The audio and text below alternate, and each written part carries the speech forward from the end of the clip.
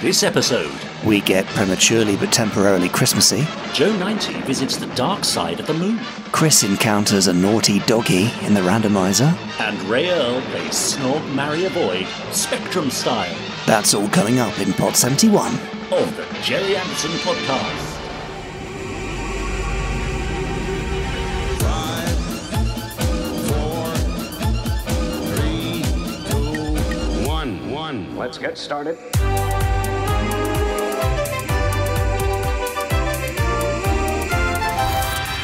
Let's go.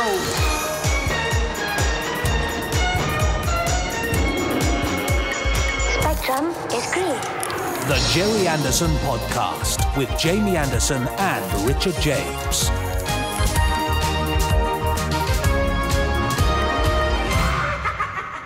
Hello. Hello, Richard. Hello. How are you? I'm very well, Jamie. How are you? Good, yes. This is the Gerry Anderson Podcast, so that obviously I'm very happy. Yes, always good to spend time together on the Gerry Anderson Podcast, isn't it, with our lovely listeners? Absolutely, our lovely podstrons. And who are you, by the way? Well, I'm Richard James, and you're Jamie Anderson. I think we've already established that, surely. Are you sure? After all these weeks, they must know by now. Yeah, but what if somebody's come to this for the first time? If you have, welcome along. Yeah. There's all sorts of goodies to follow, such as... Well, we've got news, of course. That's news from the Gerry Anderson universe, because, as I often like to say, Jamie, there's brand new stuff happening right now. Oh. Ain't that the truth? I'd forgotten you said that. Yeah, well, there is, as we've just been discussing. That's right, yeah. Not 5 minutes hence? Thence. No. Ago. Thence. Whence? Yeah. We've also got the Randomiser from Chris Dale. That's a part of the podcast where he sits down in front of a random Gerry Anderson episode and gives us his thoughts and comments. And we know that a lot of you like to watch along at home as well. If you'd like to offer your own thoughts on whatever Chris is watching this week, do drop us a line, as many listeners have done, to podcast@gerryanderson.co.uk. I'll also be reading out some tweets because people have been getting in touch on Twitter, hashtagging us Gerry Anderson Podcast, and also reading out some messages from our Facebook group as well. And of course, on top of all that, there's the amazing, marvellous, extraordinary Plot of Peril. Yes, can't wait for that. No, I really need a interesting entries. A mic guard for that. Plot of Peril. It's very poppy, it's quite isn't poppy. Yeah. I'm sure we'll manage. Yes. That's all very exciting. Now, I noticed on the listeners' Facebook group that someone was lamenting the loss of Fab Facts. Ah, yes, they were. Now, they're not gone forever, are they? No, I was very keen to point that out, yeah. Yeah, we're just resting Fab Facts. Exactly. So it will be back. I think it's rather like our best china, we'll sort of dust it off and bring it out for special occasions, when the royals come round or, something like that. Otherwise, pointlessly store it in a cupboard just to look at. That's right. Yeah. Exactly. Yeah. Anyway, so we've got all that. And now there is also an extra bonus Plot of Peril, which is at the very end of this episode, isn't there? I know I'm being a bit premature about this additional Plot of Peril, but do explain. Well, Ben Page sent us a very good Plot of Peril for the first week, where I gave you, I think it was Scott Tracy and Garden Hose and the Sydney Opera House as your three items to write into a Gerry Anderson plot. And, there were sound effects, music and all sorts. Didn't get it in time for last week, so we thought, as an extra special bonus, keep listening at the end of this podcast, right after the end credits and music, and you'll hear Ben Page's rather special Plot of Peril from last week. Perfect. How's that? Couldn't have said it better myself. No, that's why I said it. Yeah. Thanks, Richard. So that's all that, I think, isn't it? I think so. Get in touch with us. Well, we've yet to mention, of course, our guest again for this week. Oh, yeah. He's gone down an absolute storm on Twitter and Facebook, I know. Well, writer and broadcaster Rae Earl will be back with me for part 2 of her chat, which mostly centres around Captain Scarlet, but does go elsewhere in the Gerry Anderson universe later in the podcast. Yes. And she'll also be playing, as you heard in our little this episode teaser, Snog, Marry, Avoid, with, I think the selection is Captain Scarlet, Captain Blue and Colonel White. I bet Colonel White would know what he was doing. I think it's not Colonel White. Really? Definitely. A mature man? He'd know his way around. Yeah, no, I think he was maybe the Avoid. Anyway, you'll have to wait and find out later in the podcast. Rae Earl, of course, one of the very few of our guests who are also members of our Facebook group. I know. Terry Adam, I think, being another, so he's in illustrious company. Yeah, just Terry and Ray. What a pair. Anyway, so yes, listeners, if you want to pop along and join the Facebook group, facebook.com/groups/podsterons, and you can chat to at least 2 of our interviewees from the past. That's right, and everybody else, of course. Yeah, exactly. Yeah. What a lovely group they are. Richard, without further ado, shall we go on to some Gerry Anderson news? Oh, I thought you'd never ask. Well, I have now, so let's do it.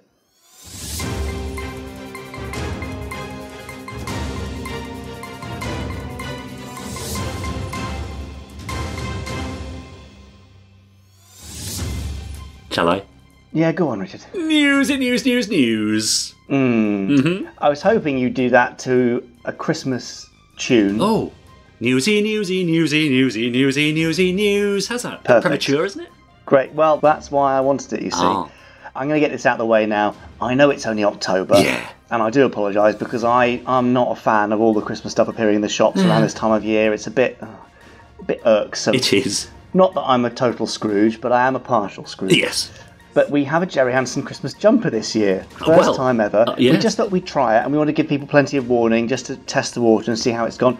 Well, I mean, it's been up for pre-order for a few weeks, and it's almost sold out, unbelievably. Yeah. We're only getting 500. It's in sizes up to 4XL. It features Thunderbirds 1 to 4. Yeah. Thunderbird 5 will soon be accompanying it on a woolly hat. Oh, great. So it's up in space. Yes. So, yeah, if you want one, grab one. I think at time of recording, we have about 70 left. Right. Out of the 500, which is amazing. Yeah. Very popular. And Richard, you've worn the prototype. Modelled it, I think you'll find, actually, Jamie. Sorry, you've expertly modelled the prototype. And what did you think of it? Very comfortable and very, very Christmassy. And cosy. Oh, very cosy, certainly. Yeah, it's You nice. were quite warm, weren't you? Yeah. So, yeah, it's a lovely piece. So, go and pre-order one of those if you like. Gerry Anderson store, shop.gerryanderson.co.uk. Chris Dale, Yeah, I know. him of Randomiser fame and many other fames, has He is infamous. done us. He is, or is he famous? Bit of both, perhaps. Both, yeah. He's done us some more primers on the Gerry Anderson YouTube channel. You may have seen the Four Feather Falls one out a couple of weeks ago, which was really nice. Yeah. And actually, I learned some things about Four Feather Falls that I did not know before. Yeah. Because I think I probably only watched about 3 episodes of Four Feather Falls. I was surprised by how much Tex Tucker looked like a young Nicholas Parsons. I hadn't really thought of that before. No, although I think he was sculpted before Nick Parsons was cast. Well, there we are. What do I know? I think. So, well, maybe he was the inspiration, and it was... anyway, we love a bit of Four Feather Falls, but this weekend just gone, we've seen the Stingray primer released. Ah, yes. And we know lots of you are Stingray fans, and Stingray doesn't get enough love. I think it deserves more love. Well, I mean, you say that. It beat Space Precinct in the Gerry Anderson World Cup over on Twitter, so, I think it's doing all right, Jamie. Are you a bit sore about that? No, not Richard? sore at all. Let's move along. Okay. Well, on that note... I have to say, I had a separate poll on my own Twitter account tonight about whether people eat the cauliflower stalk raw when they're making cauliflower cheese. That had more votes than Space Precinct did in the Gerry Anderson World Cup alongside Stingray. There you are. Really? Amazing. Well, you taught me about eating cauliflower stalks. They're very nice. Absolutely. Yeah, very sweet, lovely. Why wouldn't you? Yeah, well, because one doesn't know about it. No. Now we do. Anyway, there you go. There you go, listeners. That's the main thing you'll take away from this this pod. You can eat the cauliflower. Are we stalk. digressing slightly, Jamie? Yeah, we are. Yeah, that's your fault because I was going to mention now the Gerry Anderson World Cup, which is ongoing. We are now down to. Are we on to quarterfinals? Yeah, probably Not quite. semis We were or the one quarters. before. Yeah. I think we were one before quarterfinals, but it's one against another. Winner takes all. Well, winner goes to the next round. Yeah. And losers out forever. Yeah. So yeah, Stingray's just beaten Space Precinct. Yeah. Dick What's Spanner's gone. today's one that we're recording? Yeah, it's It's carnage. We're starting to get to the point though now where it's going to start becoming a close call. So do follow it along on Twitter. #GA World Cup. And if you're not on Twitter, although you can't vote for it, you can just pop onto twitter.com and do a search for GA World Cup and see it there. Or there seems to be some updates going on the Gerry Anderson Podcast Listeners Group as well. That's right. So there you go, you can see it there. And finally from me, for this Gerry Anderson news update, a couple more bits of merch, but they're not Christmassy, don't worry. A Shadow Emblem zip hoodie is now available. Oh, nice. Yeah. With the Shadow logo, yeah. And stuff. Great. And that looks rather snazzy. And also, a lot of you have been finding Chris Thompson's rather delicious Fire Flash It's Perfectly Safe t-shirt, which is a really nice, snazzy 60s design and looks rather smart. So there. And also, Richard, I've just remembered. Oh, yeah. The weekend just gone, of course, we went to Elstree, didn't we? Yes, we did. That was an interesting evening, wasn't it? ITC at Elstree, yeah. We met up with a few old faces. No, familiar faces. Yes, that's a bit familiar kind, and right? some old faces. Yeah. So well done to Rick, Davey and co for running that lovely evening, and I'm sure we'll have a report of some sort either on next week's podcast or on the website or both. That'd be nice. But that now, I think, is the end of this week's Gerry Anderson News. That was the news. That was the news. And news. There we are. Now, I'm going to head on over to Twitter for a moment, Jamie. I have some very bad news for you. In that I'm afraid Jay got in touch and hashtagged us, Gerry Anderson Podcast, and said, well, hashtag Mummy A. It's been great, but like all good things, your sojourn as my favourite Gerry Anderson Podcast guest has sadly come to an end. Just pipped for the gold medal spot by Rae Earl and her delightful enthusiasm for all things Scarlet. Oh, I think that's fair enough, is it, perhaps? I'm sure your mum wouldn't. Well, I'm not sure I should be heard to be saying that, it's okay that Mother's not been within deposed. earshot, anyway. No, but no, Jay, totally understand. Mummy A, you had a good run, but the crown has been handed, according to Jay anyway, to Rae. Yes, Becca got in touch as well. Just listening to Pod 70 of the Gerry Anderson Podcast, quite enjoying it, along with the fab Rae Earl interview and new Plot of Peril segment. The electro-sounding background music is great. Sorry, I've only just noticed it. What is it, please? Well, the strangest things, don't they? Yeah, it's called Electro Swing. Yeah. There you go. That's all I can tell you. And finally for now, Megan said, loved the first part of the interview with Rae Earl. Her passion and delight as a fan was refreshing, but must disagree with her. Thunderbird 2 is the greatest, bar none, says Megan. We'll never, truly get a proper ranking which everyone agrees on, ever, will we? Even from the Gerry Anderson World Cup. Yeah. In that final, there's going to be a split, and That's right. Bound to happen. It's probably going to be a 52-48 split, I would think. Yeah, and we'll need a confirmatory referendum, I should imagine, just to put it all to bed. Well, take it back to the people, once and for all. No, we said we wouldn't do any politics. No, we're not. That was completely unrelated. Yeah, anyway. So, yes, but Megan, I'm kind of with you. I noticed that someone on this side had loaded up a tweet today on the Gerry Anderson Twitter account. Yeah. At Gerry Anderson TV. Yeah. Saying that Thunderbird 1 was the best Thunderbird ever. Mm-hmm. Okay. It wasn't me. Yeah. Somebody did that. I don't know who it was. I'm looking at UAC. Yes, right. P45's in the post, I think. Yeah, great. It's the best of the Ps, so nothing less than he deserves. That's right. Yeah. Do you want some plot device? Is it time for the plot device? Well, I've got it here, if you want me to... All right, can you just... whip it out. Oops, oh, crikey. Hang on a second. The wheels are stuck. Here we are. Right, I'll just pull the... There we are. Right. Very lovely. So, while the plot device powers up... Yeah. Shall we look at a couple of entries from this week? Yes, absolutely. Or from last week, rather? Yeah, let's do that. So last week I gave you 3 items, or rather the plot device did, for the Plot of Peril, and asked you to string them together to make a coherent plot from a Gerry Anderson series of your choosing or of your own devising. And I have to say, Jamie, we had lots of entries this week. I'm glad to hear it. That's a look of surprise on your face. I know, I'm very surprised. Really? Yeah. So the 3 things we had last week were Joe 90, The Dark Side of the Moon, and a shopping trolley. Lots of people got in touch, including this Alex Pass on our Facebook group.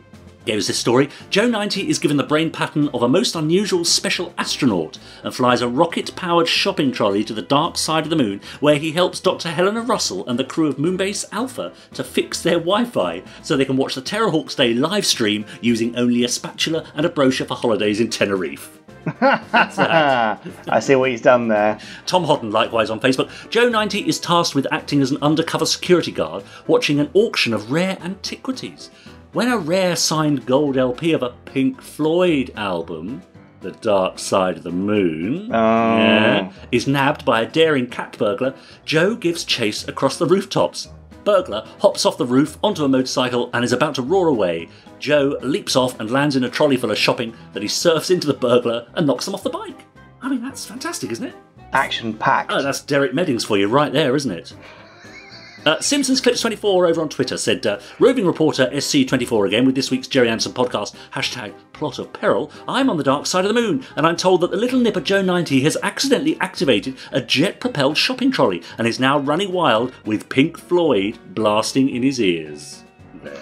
But I have to say, the winner for this week is something rather special from Ben Page. Now, we've mentioned already that we're going to play his entry from last week at the end of the show, but have a listen to this, because it sounds like rather a nice sequel idea for Joe 90. Here's Ben Page. Let's see. That's 1 package of instant oatmeal, toilet paper, a few cans of Fluffy's favourite cat food. Hey! Hey, you! Oh, no. Oh, I found you at last. Stay away from me.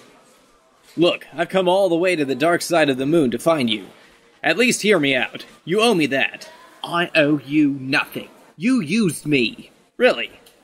And how many little boys dreamed of doing all the things I helped you do? Flying fighter planes? Deep-sea diving?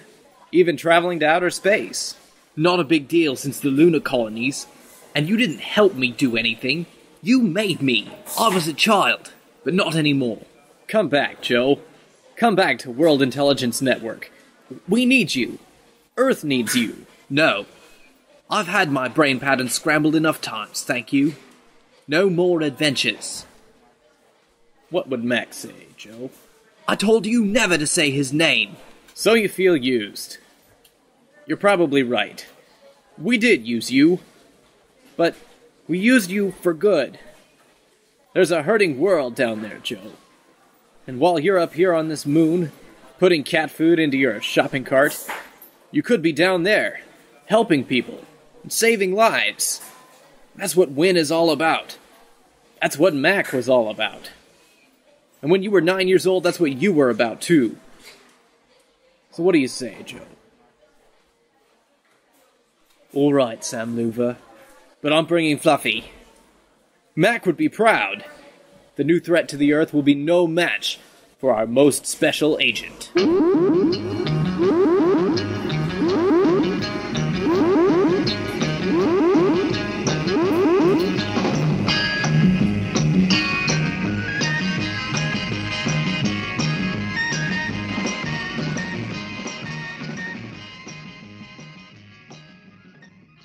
There. Isn't that nice? That's a lot of effort, Ben. Yeah. And, yeah.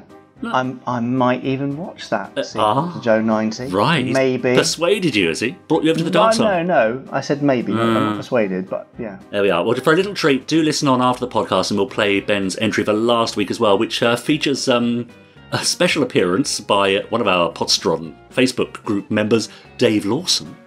It does. And also Space 1999's Alan Carter. Yeah. It's true. It's an all-star cast. And you can hear that at the very end of this podcast after the closing title. Right, so I think it's time, Jamie, isn't it, for this week's Plot of Peril. Shall I warm up the plot device? I think there's no better time than now. There we are. Right, got it nice and shiny. Right, you ready for this? So, first of all, your character is...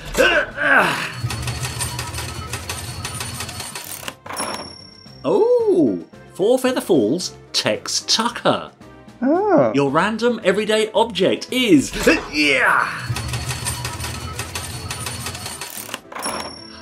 An office stapler. I like it. And finally, your location.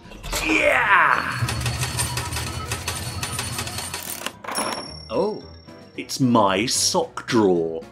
There you go. So there are your three random items. Sounds like a horror story already. Can you string them together into a short, coherent plot? You don't have to send it in as an audio file, but that's always lovely to hear, of course. You can simply hashtag it on Twitter using hashtag Plot of Peril. You can email it in at podcast@gerryanderson.co.uk, or you can put it on our Facebook group, facebook.com/groups/podsterons, and I shall see it there if you tag me, and I'll read out the winner and a couple of others up next week. Phew! Yeah.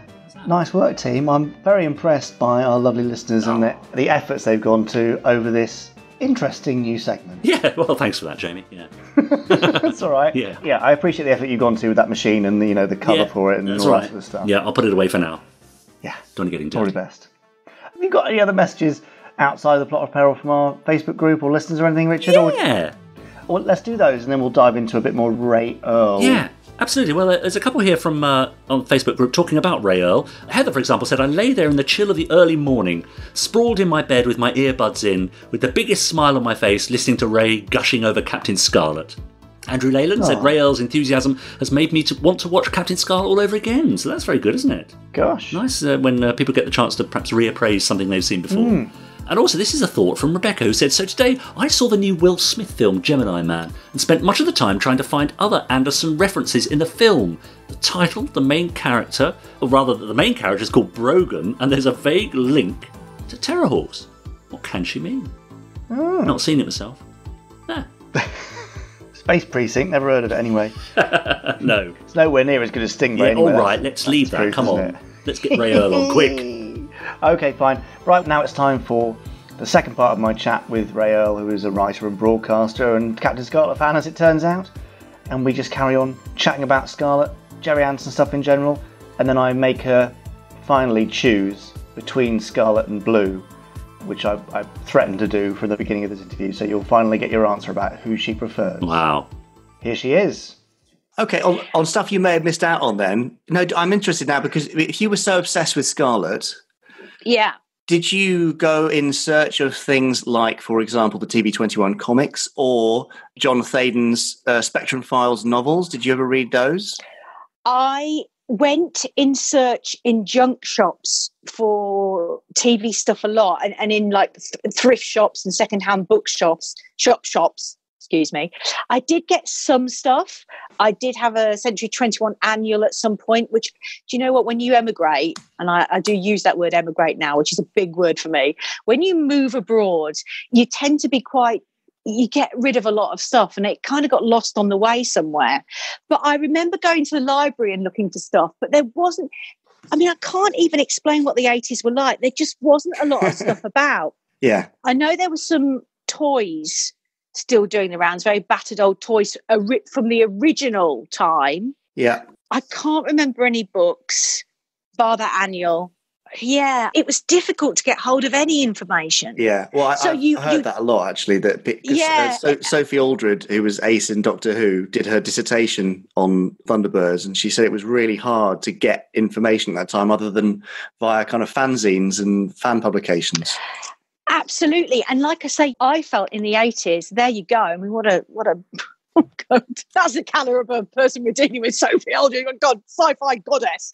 And, I mean, this is it. So I cannot tell you how much she felt alone. I felt I was the only, and it seems bizarre to say this now, but I did genuinely think I was the only teenage girl watching that show because nobody else was talking about it. And if your friends didn't talk about it at school, you assume that was the case because you didn't see the world at large except through the news and newspapers. Doesn't it seem, I know it was last century, but doesn't it seem longer than last century now that was the case? I know you actually, so you were a teenager just as the internet started to sort of happen. Yeah, we were pretty early adopters of the internet. I think we had dial-up in sort of 96, 97. Yeah, I remember at work, because it was a radio station, we had one computer at one stage that had the internet, and it was in the presenters sort of section of the station, and just one on the internet. And I think that was in about 97, 96, 97. That's 98.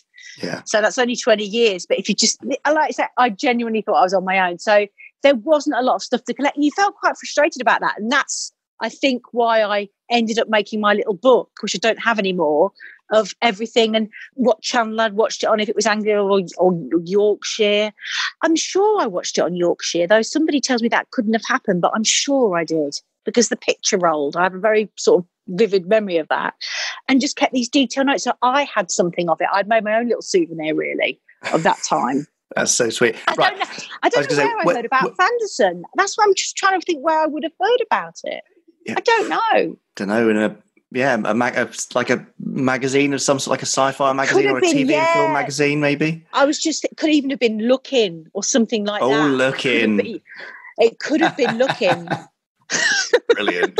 Look, Rae, when this is over, I'm going to send you the 3 Spectrum files, which we did as kind of expanded audiobooks. So because John Thaden, who is the kind of the go-to guy for doing novelizations of the Anderson series in the 60s, he did 3 great ones that expand on the whole world. And we had them recorded by Wayne Forrester, who is a voice actor who did a lot of work with Dad, Liz Morgan, who did the original Angels, and David Graham, who did Parker and loads of other voices in Thunderbirds. So I'm going to send them to you, and you can enjoy, at some point when you've got time, listening to the expanded universe of Captain Scarlet. Oh, well, that's wonderful because, and you've mentioned 2 other things there. I've got 2 older brothers, and still, when I ask them to do stuff, they will go Parker voice. Yes, my lady. It's just ridiculous. Those 2. And I just thought there is a phrase from Stingray I use all the time to my son, and he'll have no idea where it comes from. but I use it all the time. And I say to him, anything could happen in the next half hour. Anything. Whenever we're just out and he goes, I said, anything could happen in the next half hour. And it's that sense of anything could happen in the next half hour. And I just love that.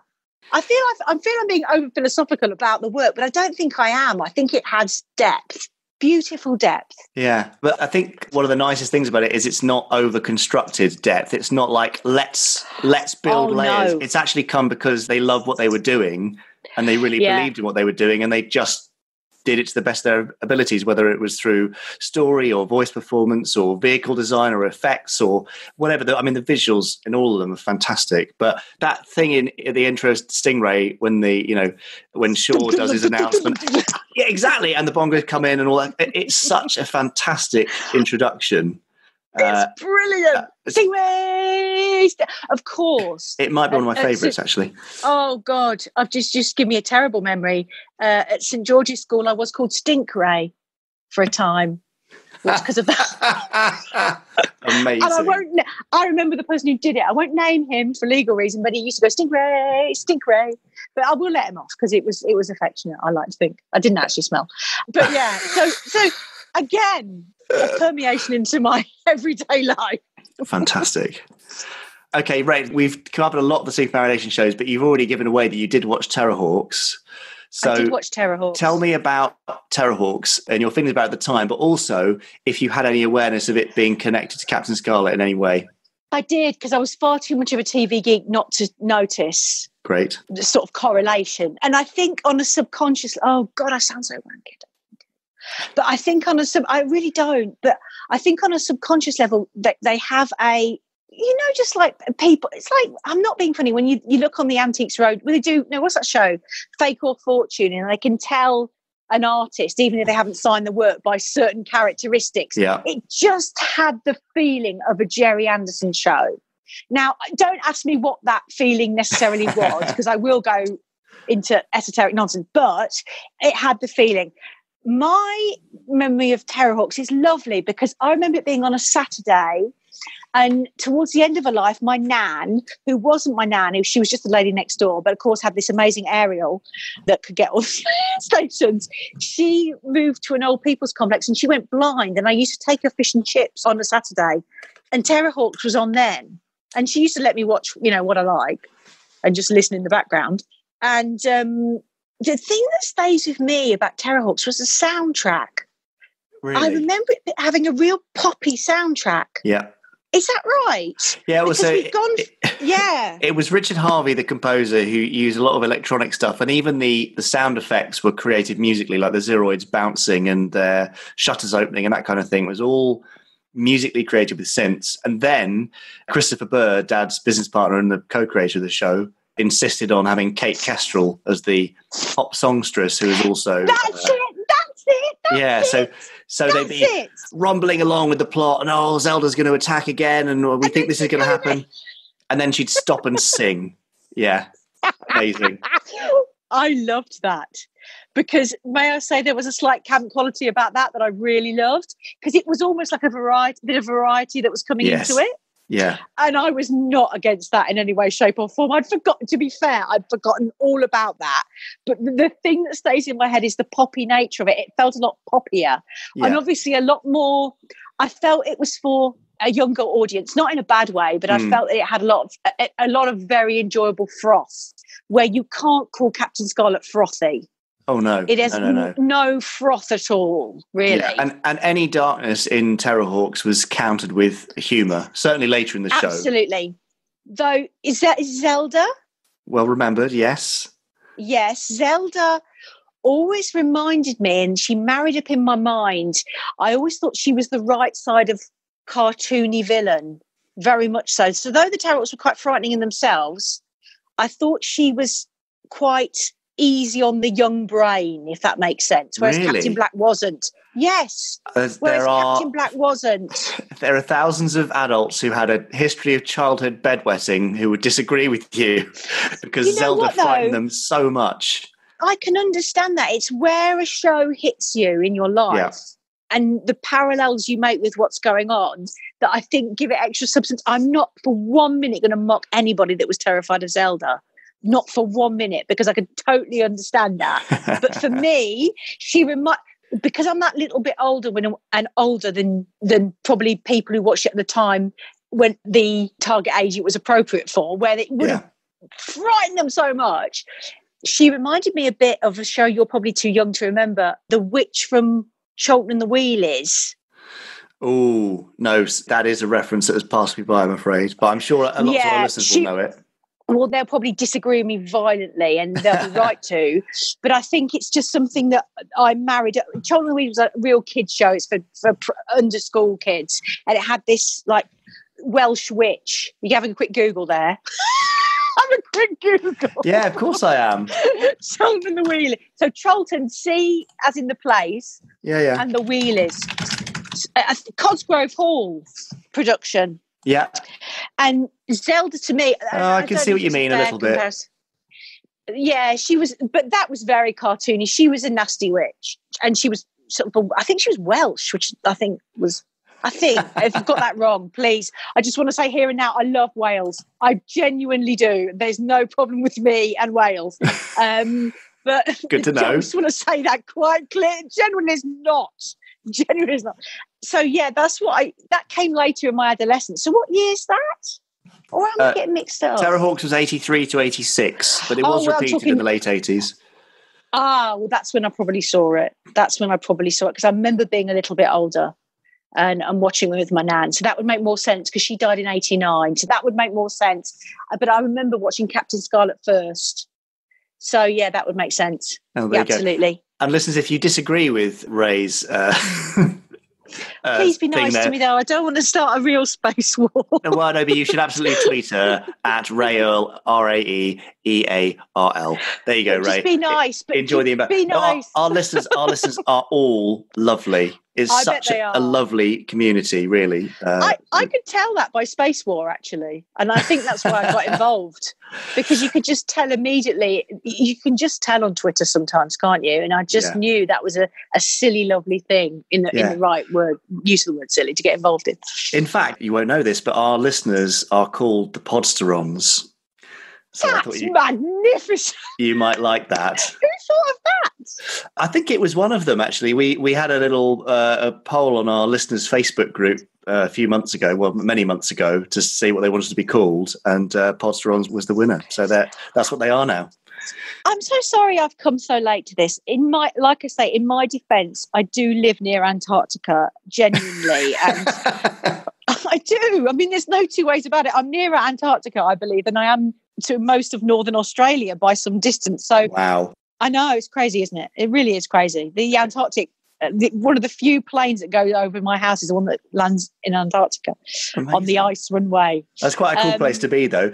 Can you, Rae, do you think, in a few minutes, give me a summary of your sort of career progression from, watching Terrorhawks in the late 80s through to radio and writing and the telly show and why on earth you're in Tasmania? Can you hop along that sequence for me? Oh God, that's really long.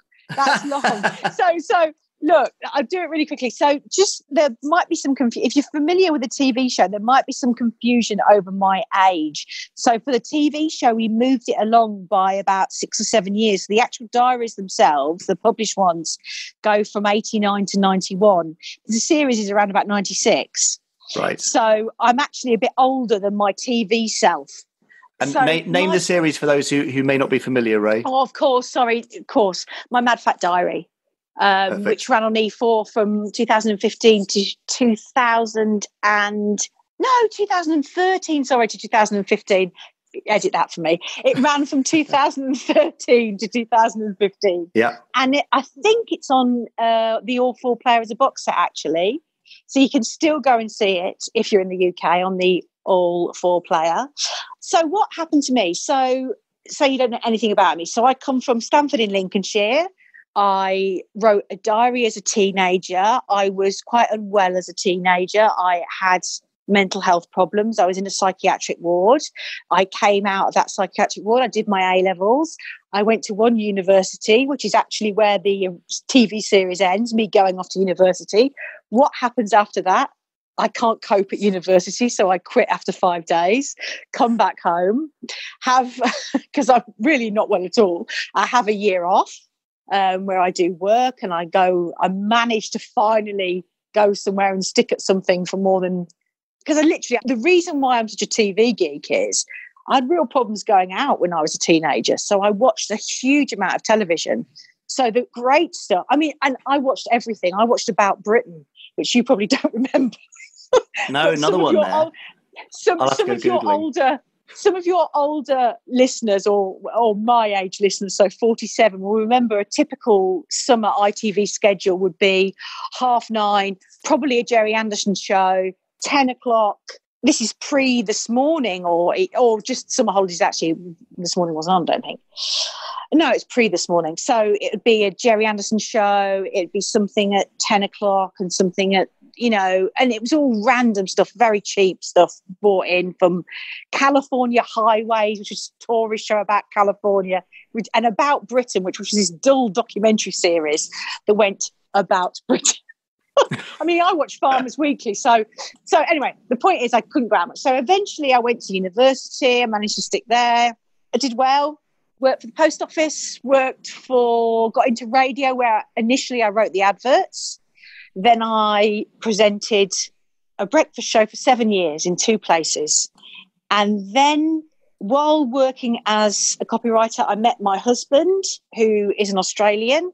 And we worked together on air for 7 years. And then our broadcasting career came to an end because the station went younger and we got older. And that's what happens in radio. And that was fine. I think we'd come to the natural end of things. And Kev got a job in Hobart. And I said, go on then. I'd already written my first book by then, which was My Mad Fat Diary. And I've basically done everything from here. So I moved here in 2008, and everything I've done. So I've written 7 books, My Mad Fat Diary, obviously, and I've worked on a TV show here, which goes out on CBBC, called Mustangs FC, which is about a girls' soccer team. Ah, yes. I was being shown this at the Children's Media Conference back in July, Rae. So I didn't realise you were on that. Yeah, I'm on that. So I've been on all the 2 seasons of that, which has been an absolute joy. They're very proud of it, the BBC, so well done. Oh, well, do you know what? That's lovely to hear, because that is a show I'm really proud to be associated with. And it's funny your dad sort of trying to put you off getting into telly, because I found telly really lovely. The Mad Fat Diary team were gorgeous. The Mustangs FC team are just gorgeous. So I've had a really lovely time. I'm glad to hear it. I'm almost waiting for it to go wrong. You know, when it's going too well and you're waiting for it to go horribly wrong. This can't continue. But no, I've had a great time. So I'm having a great time. So yes, and I'm working on some other stuff. You know what it's like. You just have to keep putting stuff out there. Yes.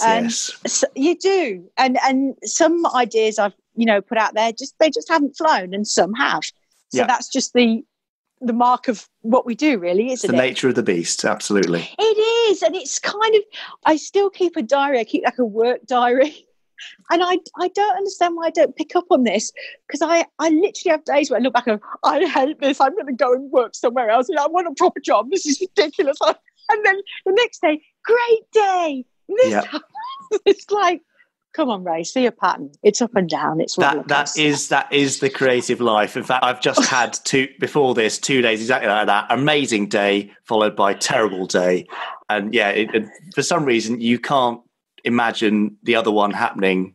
When you're in the opposite state, it's a really interesting thing, to be a creative in that way. And you doubt yourself constantly. Oh yes, it doesn't matter. But I wonder, and I do wonder. I don't ever want to take myself seriously, because I think that's just doom. But then you think, I'm not taking myself seriously enough. And I'm sorry, This has turned into existential professional chat, and I don't really do. Well, no, it's interesting because your lovely podcast people are thinking, what is she going on about? Quite right. I think complain. I think it's important that they hear it because, you know, it's a really interesting, fascinating, amazing, but very difficult on occasion ride doing anything creative, whether it's publishing or radio or telly or film. It's just the nature of the beast. Well, it's weird. Radio, when I did it, was really this radio. It was pre-social media, so radio was a real like family. Really, it was lovely. You know, didn't get on with everyone, but it was pretty darn nice. And that would be very different now because of the way social medias have changed radio. You see radio presenters a lot. You never used to see radio presenters. You were shocked when you found out what they looked like. I remember seeing Wogan for the first time. I was absolutely. It wasn't, you know, what I expected at all as a kid. So, you know, I think it's changed a great deal because social media makes everything so much more accessible in the good way and the not so good way. Do you find that, or do you just have a lovely time with it? Yeah, I mean, overall, I think it's improving. I was having this discussion with somebody yesterday, is that social media has come up so quickly that no generation has had a generation before them to teach them how to behave on it. So that's true. There's a lot of negativity. Now, nobody's granny has said, you know, always say please and thank you and hold the door open for people and all that sort of thing in a social media version. It's just cropped up. And so people are still finding their way how to behave. So I think it's heading in a more positive direction. And it's amazing the way it connects people up. You know, people learning about podcasts, yes. Me learning that you love Captain Scarlet, us talking now. This kind of thing happens every day, really. And that's just a brilliant part of it. And this is always my argument against people who rally against social media. If you had given the Fanderson community to me on Twitter as that 14-year-old that was really struggling, that would have made a huge difference to my life. I don't know what the other bits would have done. I know there's so much pressure these days. I know to look a certain way and be. So I get that. I get all that, and the bullying. I get all that. And I think it's so hard because your bullies can be, you know, in your palm of your hand. I get that. Yeah. But also it can open up communities you never knew existed or never even considered existed. Absolutely. So, you know, that's the positives outweigh the negatives. And really it's just a pipeline which is filled by humans. So the humans are to blame. And hopefully they'll get better at it and be less horrible to each other over time. Which I think actually, to wrap this up beautifully, probably is the actual spirit of Captain Scarlet. It's humans. Do tell me. Because when you think about it, the humans initiate sorry, I can't move away from how Captain Scarlet feeds so much into life and everything.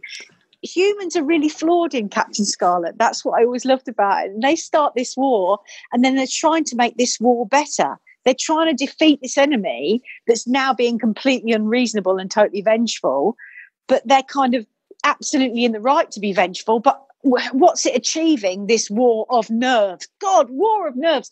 How Cold War is that? War of nerves. Yes. That's exactly what it was. I've never married that up, I don't think, before, so literally, but that's exactly what it was. I've just realised why I like Captain Scarlet. It was explaining the Cold War in super marionation form. Thanks, Gerry Anderson. You just worked it out. Brilliant. And you were doing it even before you knew it was happening.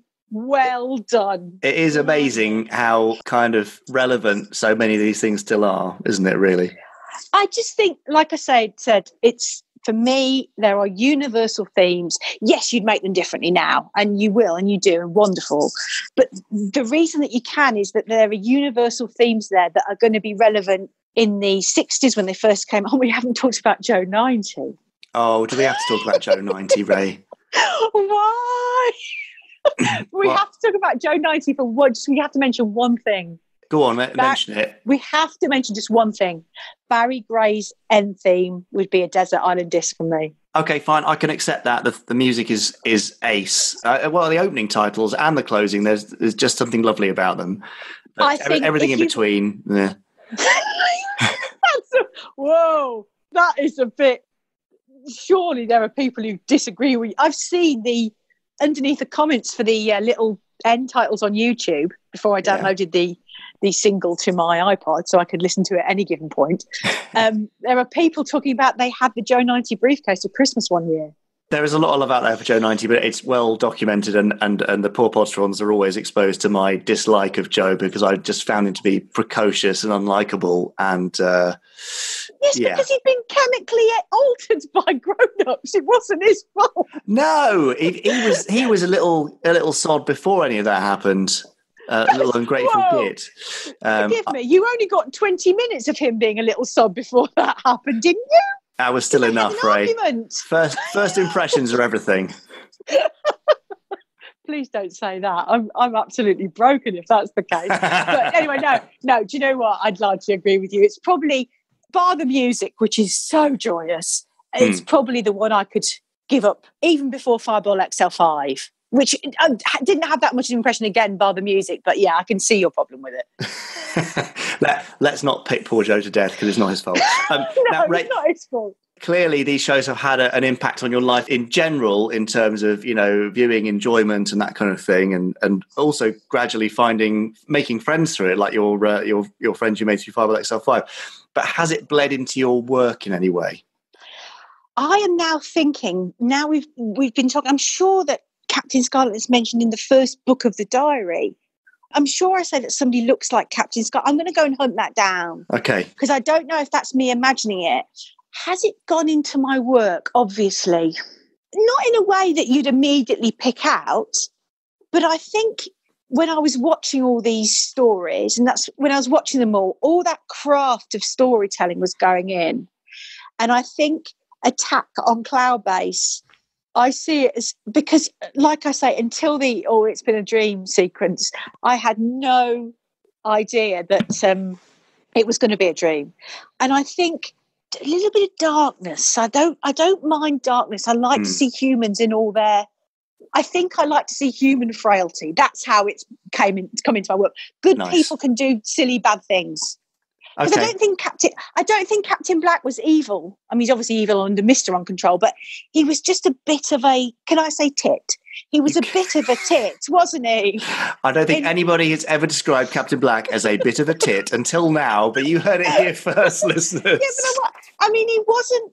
I just love that because that backstory comes really into the series, and I remember thinking, because of course he looks a lot different because they make him look a lot more evil once he's under Mr. On Control. But he was just impetuous, and he wasn't.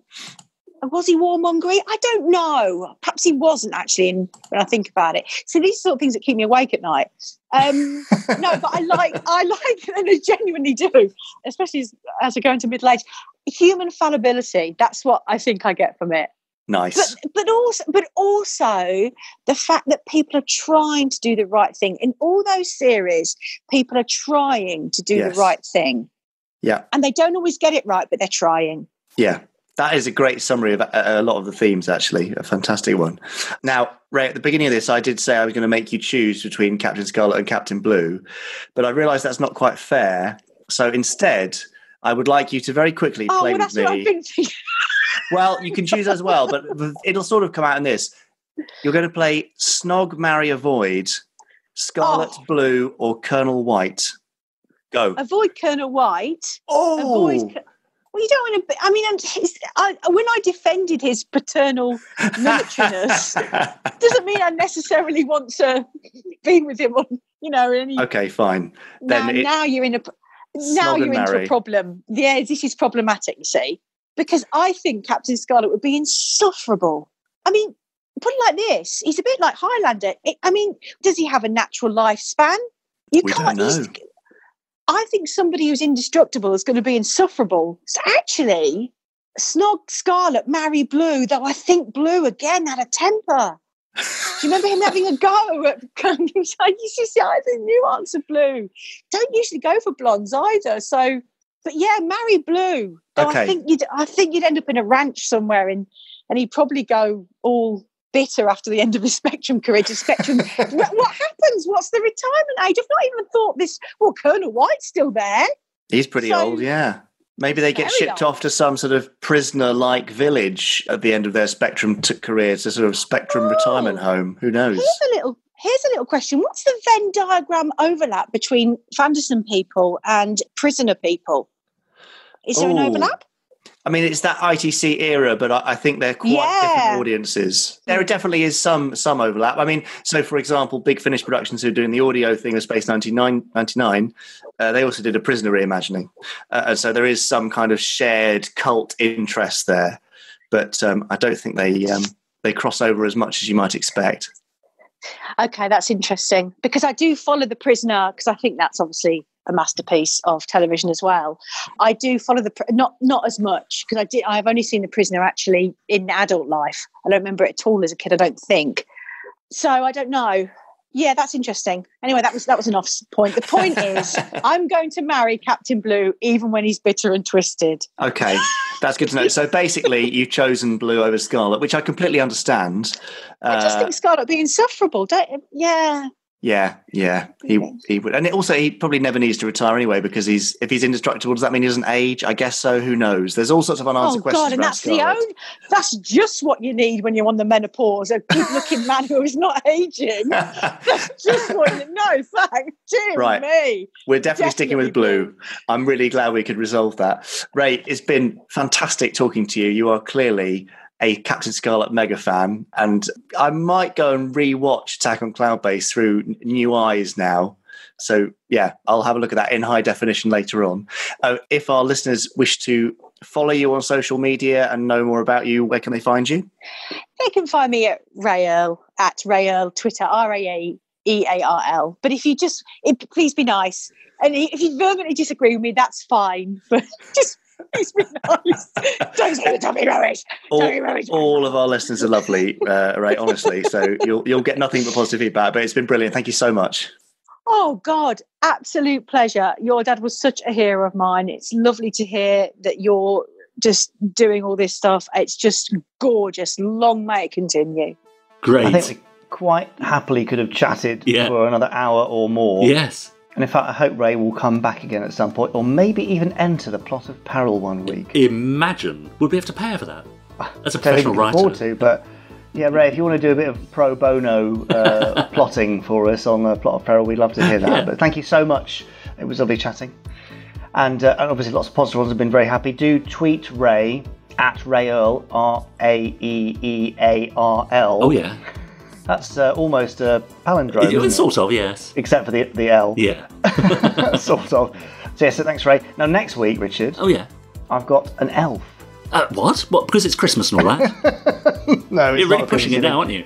No, we're not doing Christmas. Oh. If you are in the UK or anywhere, actually, you might have seen QI. Oh, yes. It used to be hosted by Stephen Fry, now by Sandy Toxvig. Yeah. Quite interesting. Yeah. Well, there's a group of researchers who are called the QI elves, and they're the ones that generate all the amazing facts that you find on that show. Oh, yes. One of those elves is Alex Bell, and Alex is also the operator of the klaxon on QI. So when a wrong answer is given, or when an obvious and wrong answer is given, the klaxon goes off and the wrong answer is displayed, and it's Alex who does that. Oh, I see. That's a very important job. It is, but he's one of our younger fans. Alex is 27, so again, a different point of view. He came to it in a different era certainly to Rae and to many of our interviewees. So yeah, some great variety, and that'll be 2 parts. Lovely. In Pod 72 and 3. Very nice. Great. Well, they keep coming, don't they? Thankfully, yes. Yes, wonderful. They all want to talk about Gerry Anderson. It's fantastic. And as you say, from all different perspectives as well, which is lovely. Different ages and different lines of work and different fields of expertise, all sorts. It's great. Exactly. And if you've got a suggestion at home for someone we could interview, then do email us podcast@gerryanderson.co.uk or tweet us. Yeah. How can they tweet us, Richard? They just simply hashtag us Gerry Anderson Podcast, and you can tag I'm Jamie Anderson or me, Richard N. James, and we'll see your tweets there. Might even read them out next week. Now, just a reminder, of course, you are listening to the Gerry Anderson Podcast. We would love it if you could subscribe so that you get a notification every time a new podcast appears. You can also leave us a nice rating and a review, and share us with your friends so they can hear us too. Nicely said. Thanks. Now, I should actually add at this stage that we are in the process of moving podcast hosts. Aha. So there may be a little disruption to your normal subscription notifications. You may get an error or something like that.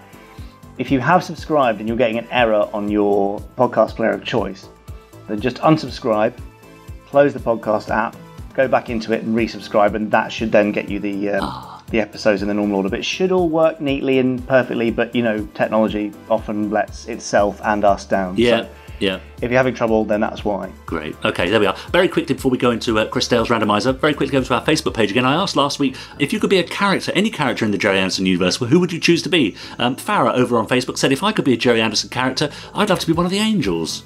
And Alexander said, I'm definitely going with Parker from Thunderbirds. I think he has the most exciting backstory out of all the characters and seems like a cool guy to be around. Not that being an ex-burglar would be cool, you understand, but you know what I mean. Yeah, nice, Alexander. That's good. Of course, I'm very lucky, Jamie. I get to be a character from the Gerry Anderson universe. Which one's that? What? Mike Mercury. Yes, often mistaken for. Never seen in the same room at the same time. No, bizarrely. No, because of course, Richard, you played Officer Orin, didn't you? Well, Jamie, yes, I don't like to talk about it. It's nice of you to mention. No. You very rarely mention Space Precinct. And also Jeremy Vile in Terrorhawks. Indeed. Actually, that's another thing which you'll see in the next couple of weeks. People were enjoying the Terrorhawks audio stories so much that we're going to put up those 3 free audio episodes. Oh, yeah. Deadly Departed, Rent-a-Hawks and Vile. Great. Will be going up on the Gerry Anderson YouTube channel, so it's just another place for you to listen to them right there. Oh, nice. Lovely. So enjoy that. Without further ado, then. I think we've had enough ado. Okay, with a bit of ado. Yeah. Shall we hand over to dear Chris Dale and his marvellous, spectacular and shiny randomiser? Yeah, I mean, it's not that shiny, but yeah, okay. All right, it's not as shiny as yours plot peril machine, but it's still, you know. Yeah, it's still impressive. Yeah. Right, okay, here he goes. Idiots. Oh, steady on, Colonel. That's no way to talk about Jamie and Richard. Oh, you meant me. You may have jeopardized the whole operation. Yes, well, I mean, it wasn't... hello, everyone. Well, something's happened today that's never occurred before. The Randomiser printout has given us an episode title that was actually used in more than one Anderson series. 2 to be exact. Lieutenant Green will read the relevant section. Quote, seek and destroy, unquote. Thank you, yes. And since I forgot to mark them before putting them into the machine, I'm not sure which Seek and Destroy to watch. Captain Scarlet's or Space Precinct's. Use your initiative, they say. Yes, but since I don't have any... Well, we last saw Captain Scarlet last month, I think, but it's been a bit longer since we last had any Space Precinct, so, let's go with that then. Right, well, here's... that.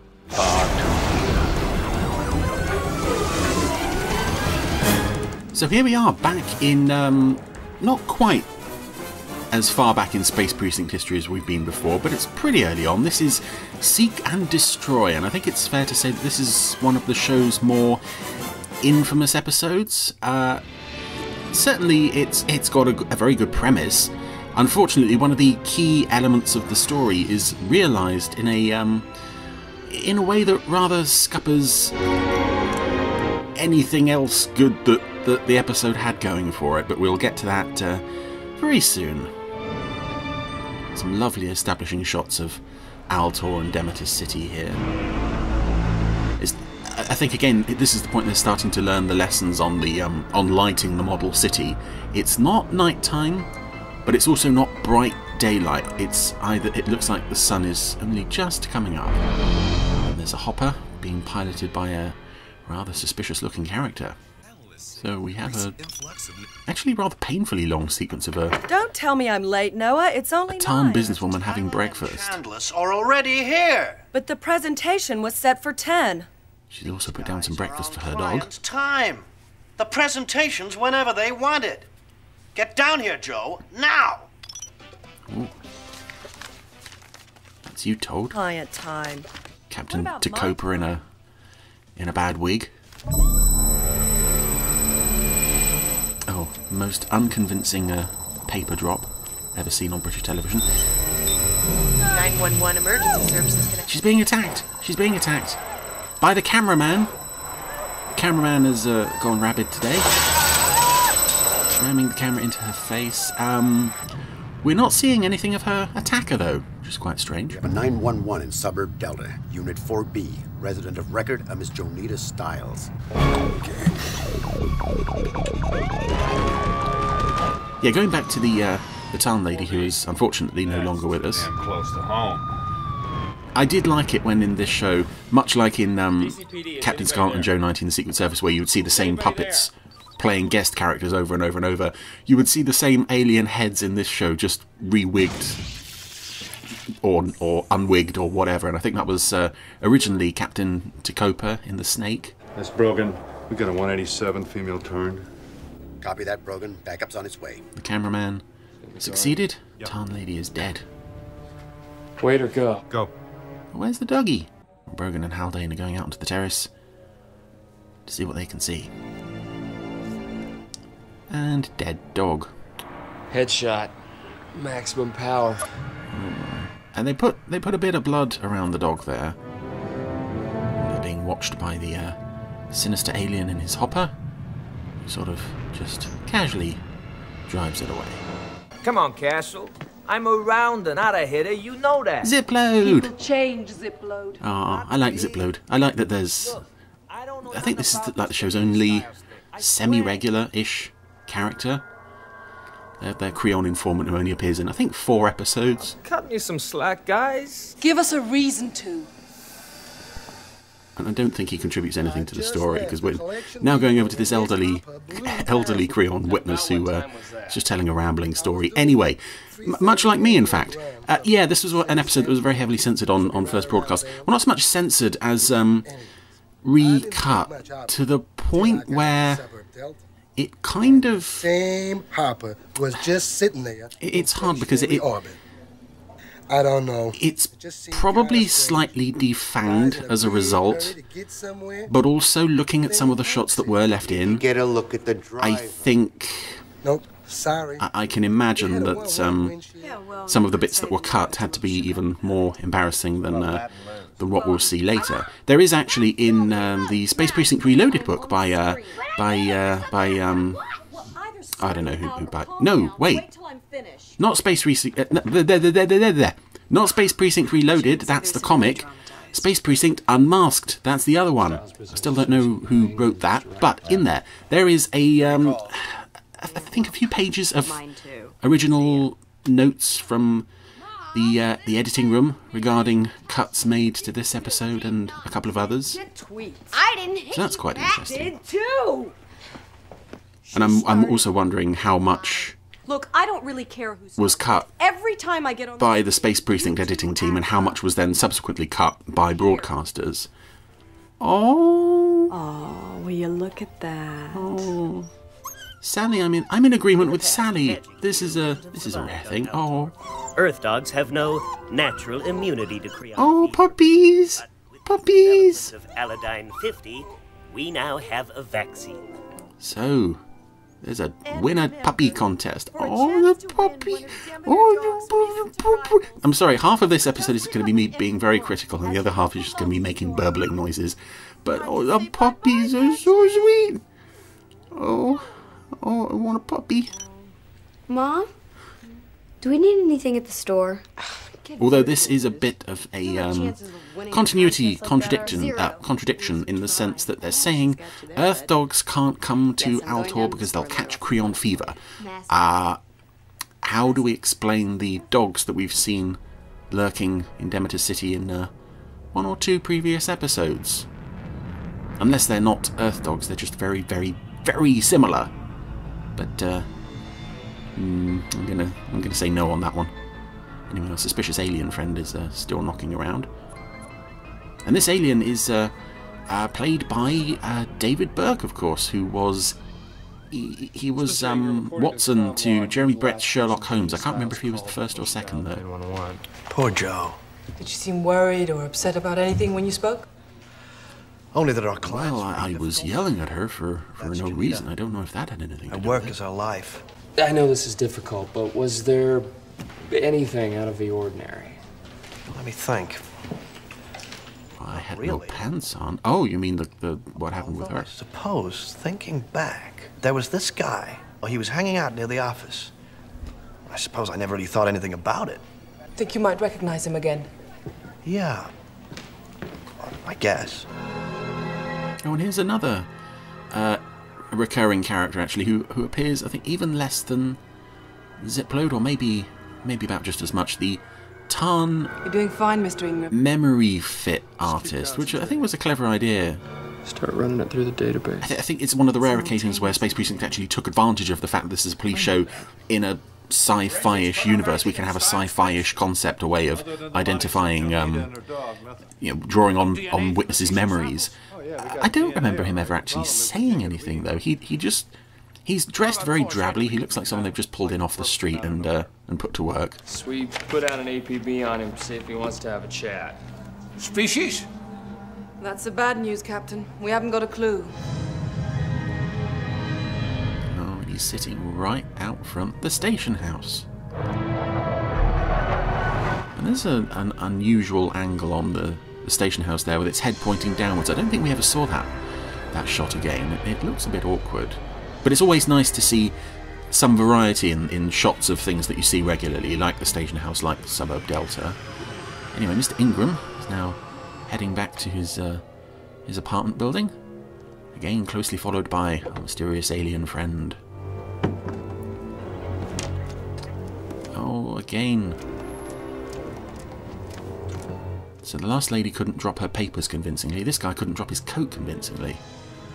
But it established one thing: there's a doggy flap at the door. I don't know who really in their right mind would install a flap for a dog, because it, well, in the back garden you can understand, but not so much the front door. Not so much the front door where you can get out and wander around the apartment block. It's easy for any of us, Kenzie, but we still have to carry on.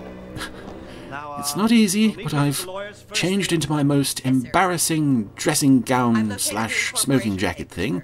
And I have a list of all outstanding accounts. My God, what is he wearing? Miss Styles will. I'll handle it. That is a particularly fabulous dressing gown. Good grief. It's so fabulous. It sent the cameraman into another rage.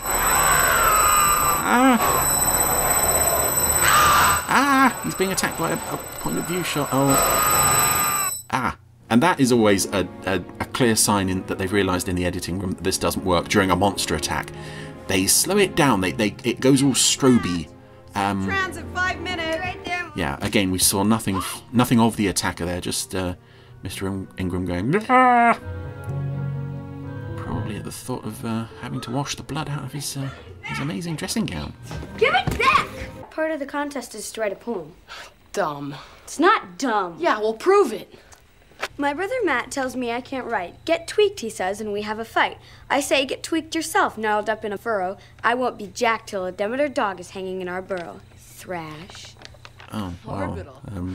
Hey guys, it's time. Yeah, don't give up the don't give up the day job. You don't have a day job. Yeah, just keep working on that. My God, there's so much slang in that. I didn't even know what she was trying to say. Hi, bye, Uncle Jack. Ditto.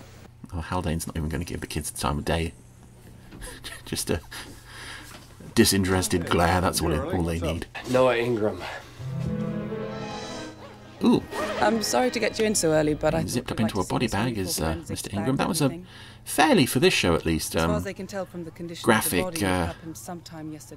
injury makeup on his face there. Same MO as Janita Styles? Looks like it so far. Lieutenant, Mr. Douglas looks after the building. Yeah, I was just telling Officer Took here. I saw a hopper last night. It landed wharf. Wait a minute. Can you describe it? You seem like a minor British character actor. You haven't been dubbed with an American accent that doesn't fit. What's going on here? All right, get out a description of the hopper to all the other precincts. Anybody else who'll play ball. Other precincts? There are other precincts? Oh. But yeah, very rarely mentioned that there are other precincts. Oh, another lovely slow pan across Demeter City. Oh, and oh, that's so sweet. One of those street sweeper machines, but a spacey one. That's a fairly substantial prop to never be used again. Oh, it's even got official markings. DC Street Cleaner. Anyway, it's our Grandpa Creon witness friend from earlier who spotted the mysterious alien using a call booth. Styles Ingram, murder suspects Hopper. Zone 7 West. Yeah, copy that, Fredo. We got him. Closing on him. So our alien friend also has the ability to patch into the police communications. Reduce your speed and Not quite sure. He has a little, just a small box with the word scanner on it. Our frequency. I don't believe this. You can cut in on their frequency as well. Brogan, DCPD. Reduce your speed and descend. We'll discuss it on the ground. I can't do that, Lieutenant, and I'm not a murderer. I love this job. Ooh. Okay, I was a bit down on this particular model sequence at first because it's bright daylight again. But now we're flying into a construction site. Got him now. Of got no way out. An underground railway. Oh, crashing through barriers and such. This is good. Shut up. Brogan, we're on the main line.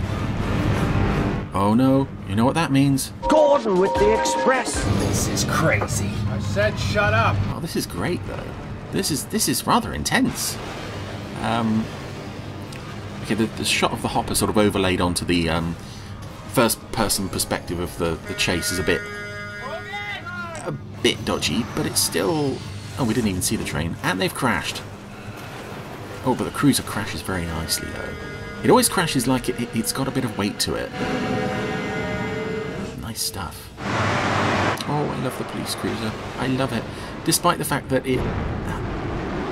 As a design, it kind of shouldn't work because it is just basically a car with rockets attached, but it's perfect. It's so... I don't think it's like at the same level as the Eagle, but it's got that same sort of versatility thing, that it can go anywhere. It's able to do so many things. I don't think they necessarily sort of set out to make a machine that can do everything. It just so happens that it just randomly is perfect for most situations. Love it. Also, probably the most one of the most accurate Gerry Anderson toys ever created. All the data we got is the military's. There's some kind of civil war going on there. Lieutenant. Ooh. So Brogan has now been captured by our alien friend while Haldane was off getting a coffee and a burger and... Oh no, just a coffee. Just 2 coffees. Brogan? And he can't call for backup because... Damn it! Cruiser's been smashed. Yeah, I said it was very useful, but it's not very useful if the controls have been smashed. Altor's about to be invaded? Yeah. Eventually. It may not seem like it now, but my planet was taken by surprise. It was all over before we knew it had begun. Well, why come to me? Why not go to the military? No. You're the main character of the show. Too great. The Omerans will have spies everywhere. You know, I gotta tell you, this is a little hard to believe. You're saying that Stiles and Ingram were killed by this Omera? That is the way the Omerans work. This is a really strong idea that I don't think the episode makes anywhere near as good use of as it should. Of this massive What's in it for you? Why are you doing interplanetary alien armada that's about to seize Altor, not by force, but just by sort of infiltration and sort of subtle control. It should be a massive, massive idea, but it's only in this one episode, and it's resolved extremely easily. So what do we do here? Thankfully, we have David Burke, who's giving a fantastic performance as I can't remember his name, but yeah, he's giving a very... He will lead us to the Omer. A very dignified, very restrained performance. It's one of the... Is that the guy? One of the show's best guest characters, I think. Anyway, they're now watching another businessman. Now follow. Getting into a hopper with a doggy. I've lost everything, Lieutenant. Family, home, friends, all gone. The only thing I have to live for is the destruction of the Omera. Now, you can either assist me or oppose me. There is no middle ground. And you really believe as well that he, despite the pain and the loss, and it's so clear in his eyes, but he is also utterly ruthless in his pursuit of the destruction of the Omera. Anyway, they're now following this other businessman who has a doggy in the back of his hopper. Another golden retriever. Oh. The golden retriever has turned into a puppet. A very unconvincing puppet. And now we find out what was behind the attacks on Stiles and Ingram. It was their dogs turned on them. Well, their dogs turned on them after turning into dog hand puppets. Hopper's going out of control. Whoa, and straight down.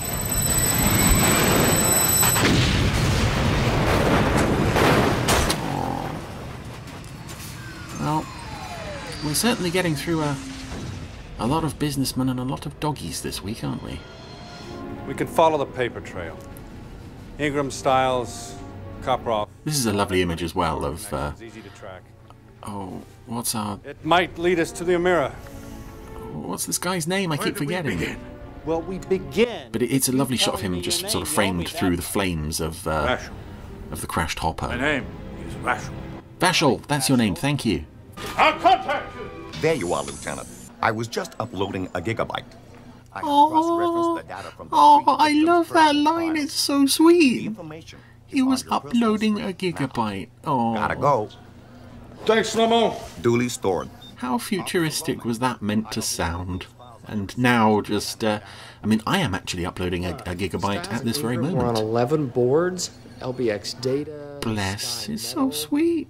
And actually, I believe later in this episode we're going to get another slice of computer loveliness. There it is. They were all on the board of the same company together, Demeter Dogs Incorporated.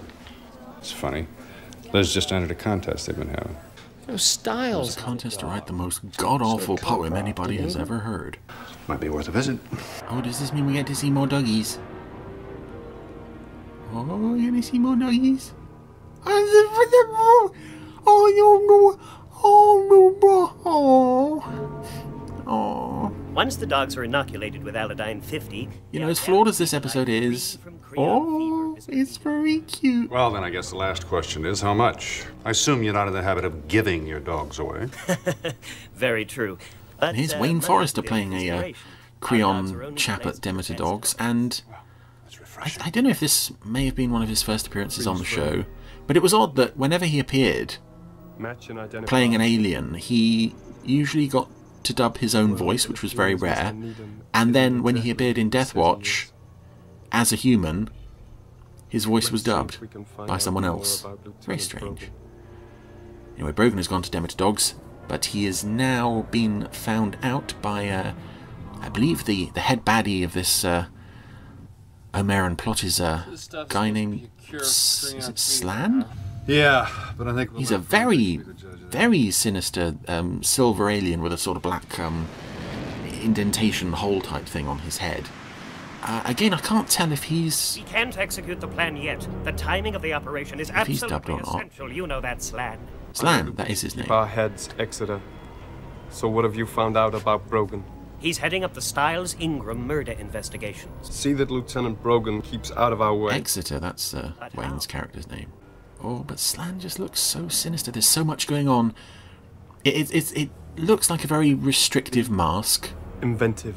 And the actor's making best use of it just with his very sinister eyes. Oh, that creepy smile and that low, evil voice. I can't remember who that guest actor is, but he's very good. Liz, there's a visitor here to see you. He wants to talk to you about your poem. You're being arrested, sweetie, for crimes against poetry. No. I won the contest? You mean like I can keep it?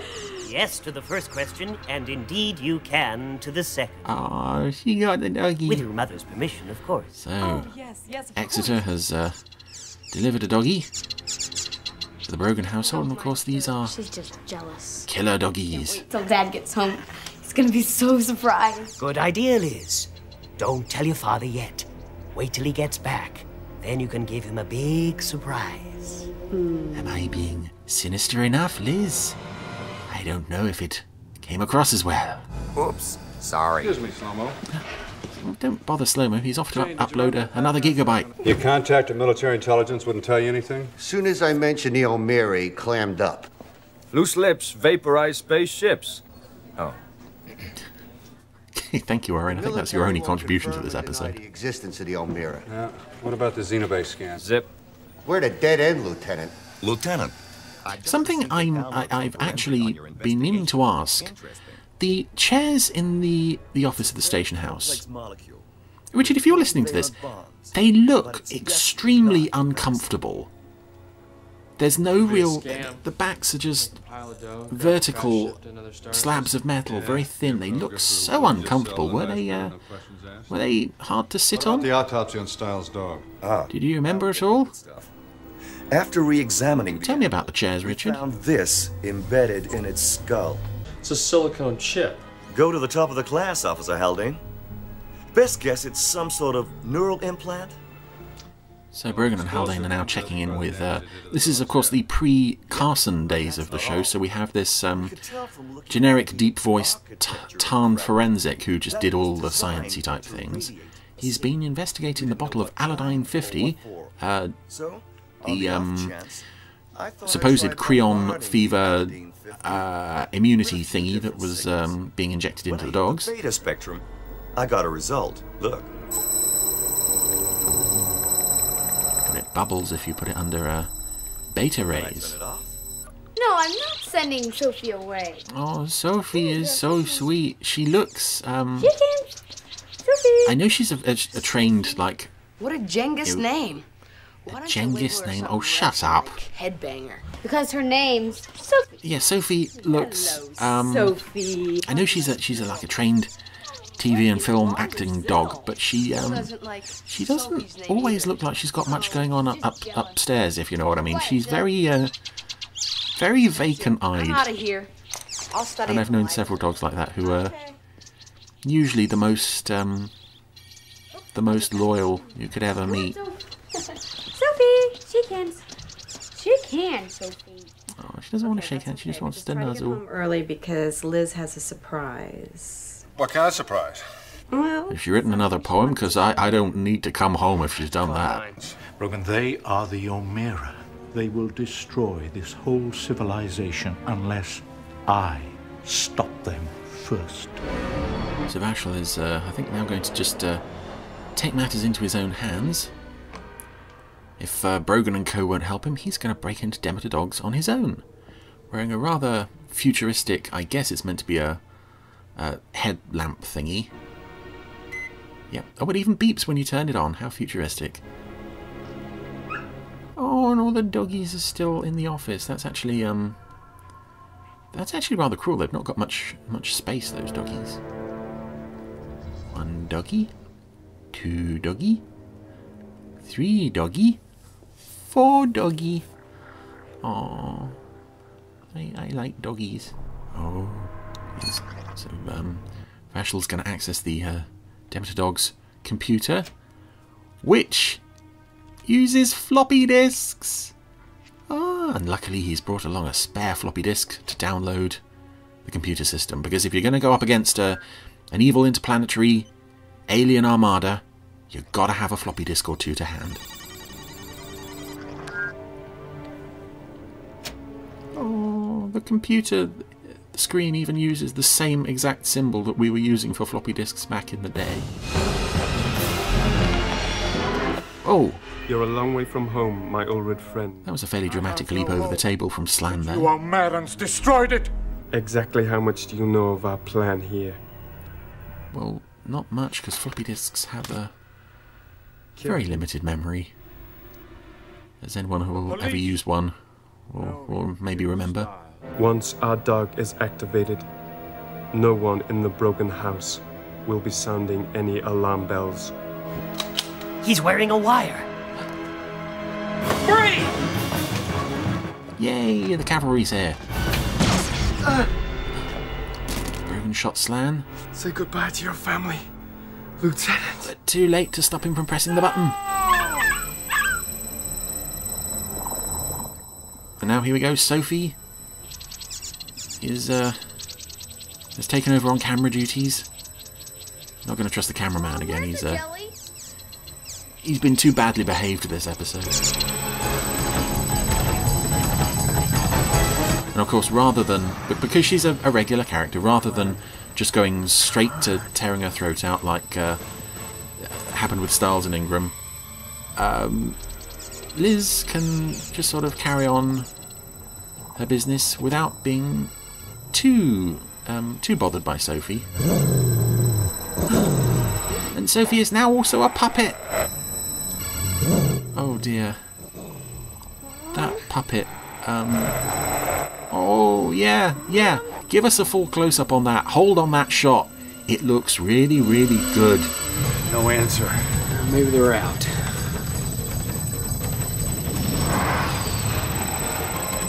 So Matt's not there. Sally's in the shower, but Liz is being pursued by this. We're in full-on attack of the killer hand puppets here. I think at this point, the only reasonable course of action is to bring in Ralph the dog to negotiate, to talk Sophie down. Woof woof! Yeah, bark bark! Anyway, Brogan has now smashed the remote. We've landed at Suburb Delta. Where's the dog? With Liz, I think. I got a surprise for you. Her name's Sophie. So for some reason, Sophie didn't kill Liz. Kind of funny earlier, but she's fine now. What's the matter with you? Even though she was under the influence of the remote for longer than the other two dogs. Everything's fine. And the remote was actually getting increasingly closer to Sophie, so the signal should have been even stronger. But no, this is okay. And speaking of things that are oddly convenient... Captured all of the Omeran spies. Yep. Yeah, most of them. Just like that. On the run. Then there'll be no invasion. At least of this planet. Not on any planet. Somehow we've captured all of the agents. Planets found them lying low in the Straits of Nebulon. The Omerans are gone for good. Oh. Right, the invasion fleet has been destroyed off-screen. Thank you. And their agents have all been rounded up thanks to the awesome power of the floppy disk. So where are you headed off to now? Home to Nevin 3 to rebuild what the Omerans have destroyed. Well, good luck to you. So all the Omeran spies accounts to like a dozen, 18 people at most. I don't know. Somehow this is not quite as epic as you made it sound. Did we make it? Yeah, just in time. Now we get our sad And ending. how come we have to send her back to Earth? Honey, all the dogs have to go back. If they don't, they'll catch Creon fever and die. We can't wait any longer. And the handler who's taking Sophie back to Earth looks suspiciously like the Tarn lady Styles at the start of the episode in another wig. I can't believe it is. It must just be a very similar head. Come on, Sophie. Come on, good girl. But Sophie is going. Liz finally got her to shake hands. Sophie, you had a girl. Now we're watching her go off in the lake. Oh no, the doggy was crying. Sophie's a stupid name for a dog. Everyone was crying. Oh. Brogan's comforting his daughter. Probably knowing that at any moment she's gonna write another poem about how she feels. Anyway, that was Seek and Destroy. Yes, well, potentially a very strong, if not epic idea of this alien invasion force. Could potentially have been a two-parter, but unfortunately it was just like, no, we're not gonna really focus on that. We're gonna put all the focus onto the dog business. That's the key to invading Altor, and unfortunately, dog attack puppets in a family show of the mid-90s. Yeah, I can understand why they would have been keen to censor and re-edit and cut this one a lot, but to be honest, I would love to see what was actually cut, because, as I said, to be honest, I can't imagine that it was any more impressive than many of the scenes that were actually left in this one. Oh, bit of Space Precinct! Well, hey, that must make you very happy, Richard. Of course, brings back memories. Although it's quite a light one for me, that. As Chris said there, I only had one line, so that would have been probably just a morning's work. Although actually, just a morning's work. When you say that, I probably would have got there at 6:30 in the morning, then sat around all day in my mask, waiting to go on at 5 o'clock in the afternoon. Yeah, sounds about right for the glamorous world that is telly. That's right. Yeah. And how were those chairs? I don't specifically remember the chairs being uncomfortable. I must say, it's not a question I thought I'd ever be asked, so I've not given it much thought. But it doesn't loom large in the memory. As you can imagine, it was quite an uncomfortable job anyway. What with all the prosthetics being glued on your face. Yeah, just a bit. The chairs would be the least of our problems there. Strange episode, though. Your face. Yeah. Yeah, it's strange. And the doggy thing. Yeah. I mean, but they tried. They tried, and as Chris said, is it the old Mirror, I think, who was the lead baddie? A really impressive character, and they should really have made much more of him than the invasion, rather than concentrating on particularly the domestic stuff. Lizzie's poem, for example. Oh, what were they thinking? I don't know. I mean, I'm sure it was probably a very good writer, but someone must have been pushing them to put in these really naff bits of pseudo-90s, pseudo-sci-fi slang. Yeah, get tweaked and orbital and all that. I mean, it felt dated even when it went out, didn't it? It makes my toes curl when you say it. Yes, that's right. Yeah, very odd. Dear. And the puppet dogs, of course. Do you know who did the snarls for the dogs, out of interest? What, do you? No. Oh. It would be a fab fact if we did. Yeah. Cool, we must try and find out. I'll ask Charlotte, she might know. Yeah, she may well do, because obviously in Terrorhawks, on the audios in particular, whenever we had a dog or a cat, it would always be played by Denise Breyer. Great. Very talented canine and feline impressionist. Excellent. Yeah. Nice to hear. So, well, I'll try and find out. Let you know next week. There's a tiny and slightly rubbish fab fact. Chris will be back next week with some more Randomiser goodness, and we'll be back next week with... everything else. Well... yeah. all the rest of the Gerry Anderson stuff that we seem to keep coming back with every time. I'm going to start seeing if I can generate some more fab facts. Okay. It may not be an every week feature, but if we can find a really good one, we can drop it in every now and then. Yeah, exactly. Make it worth the wait. That's right. Yeah. Great. Yeah. And if there's anything else you'd like to hear on the Gerry Anderson podcast, do let us know. podcast@gerryanderson.co.uk, because, we actually pay attention to what our listeners say. We really do. I mean, yeah. We even considered removing everything except the randomizer for our good friend. Yeah, that's right. Alan Steer, wasn't it? Alan Shields. It was Alan Shields. Yeah. So that's right. We do listen. Yeah. And sometimes ignore. But no, if you've got any ideas, segments, bits, pieces you'd like to hear, let us know. Yeah. In the meantime, do keep listening after the music for Ben Page's entry to the first ever Plot of Peril. It's quite something to behold. Thanks, Ben, and we look forward to your entries for this week's Plot of Peril. But until Pod 72, we're going to go away. Bye! Goodbye.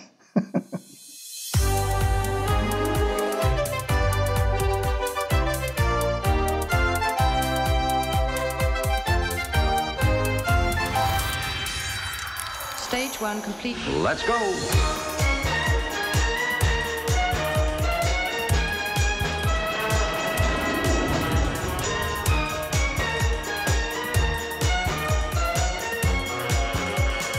Spectrum is green.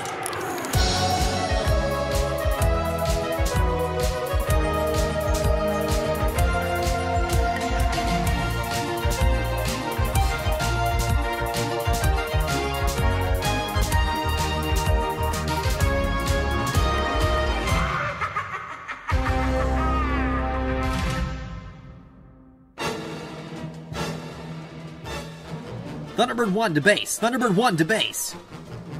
Base to Thunderbird 1. Brains here. Brains. Emergency. Emergency. I've arrived at the danger zone. The Sydney Opera House is completely engulfed in flames. It looks like evacuation is complete, except for Podsteron Dave Lawson, who's trapped on the roof. I believe, Scott, this situation calls for the Thunderbird 1 rope ladder. Well, that's just it, Brains. The rope ladder lowering mechanism is not functioning. If only Thunderbird 2 wasn't in Danger Zone 2. We're rescuing Torchy the Battery Boy from that vat of cheese. I've got it. The emergency gardening supplies. Scott, it's too dangerous. There's no time. The Opera House is collapsing and Dave Lawson's life hangs in the balance. Brains, I'm reeling out the hose.